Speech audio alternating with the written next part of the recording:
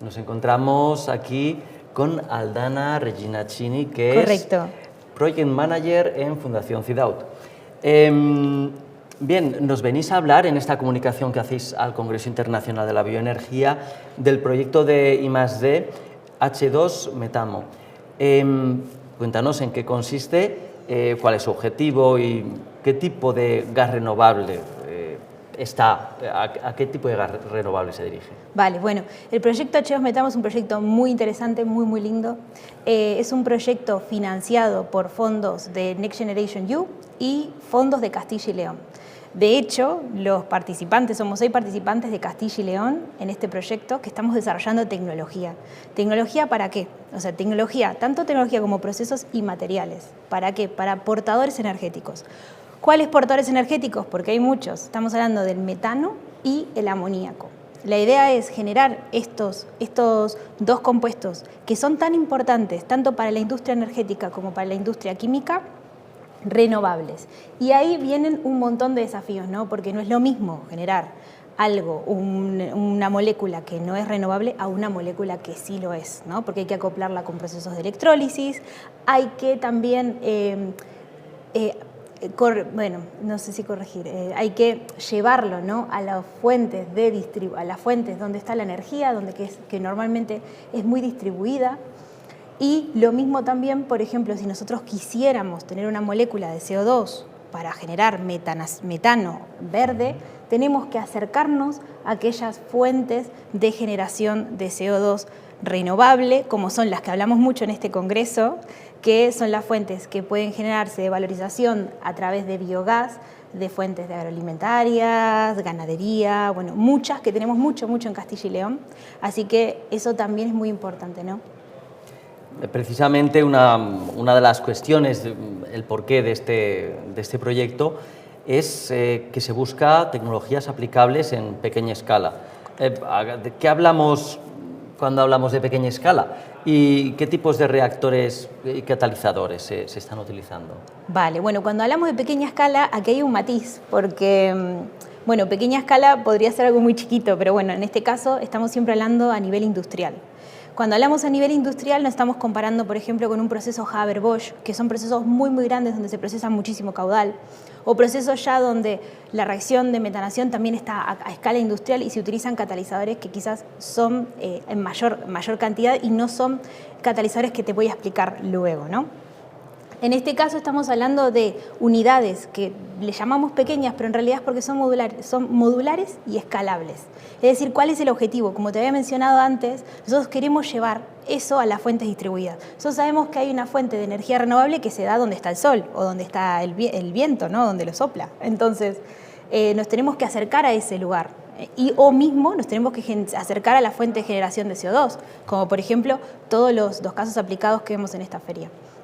Entonces, la idea es que estas plantas sean fácilmente modulables, fácilmente escalables, es decir, que se puedan escalar fácil a lo que necesita, ¿no? la persona o el cliente final. Y para ello, obviamente, necesitamos usar otro tipo de catalizadores. Y aquí va tu segunda pregunta. ¿Por qué? Porque nosotros necesitamos trabajar de manera muy eficiente en estas plantas. Para lograr eficiencia se usan otro tipo de catalizadores, quizás no los convencionales. Por ejemplo, en Haber-Bosch podemos mencionar que el más convencional son catalizadores en base hierro. Y para la reacción de Sabatier, que es la reacción de metanación, tenemos catalizadores que son de base níquel. Son buenos catalizadores, son muy robustos, es muy económico, pero lo que sucede con esos catalizadores es que tenemos tasas de conversión un poco más bajas, tenemos problemas, ¿no? asociados quizás a envejecimiento del catalizador. Quizás también no es quizás, sino que hay problemas también de que operan a temperaturas y a presiones quizás un poco más elevadas, ¿no? de las que operan estos catalizadores. Y nosotros estamos viendo en este proyecto, se está estudiando mucho el rutenio y otros gases, ¿no? y otros metales preciosos, pero en este caso hablo del rutenio porque aplica para los dos, aplica tanto para la reacción de metanación como para la reacción de amoníaco, y se ve que nosotros con esos catalizadores se pueden bajar las condiciones de reacción casi, por ejemplo, ejemplo, dando un ejemplo para no extenderme, en Haber-Bosch estamos hablando de 300 bares y versus 100 bares, ¿no? O sea, es muchísima energía la que se está ahorrando. Obviamente que estamos hablando de un catalizador que es precioso, que es caro, pero estamos hablando también de unidades chicas, modulares, escalables, ¿no? Muy cerca de la fuente de generación. Entonces es algo que tecnoeconómicamente es viable. El proyecto Sí. ya lleva en marcha 3 años. ¿Qué resultados estáis obteniendo en el laboratorio? Y ¿alguna de estas técnicas que se esté mostrando especialmente ventajosa o prometedora? Vale, bueno, nosotros estamos dentro del proyecto H2 Metamo. Sidaut construyó una bancada experimental para testear distintos geometrías y diseños de reactores y asimismo probar distintos tipos de lechos catalíticos. Justamente esto es el kit sería el corazón del reactor, ¿no?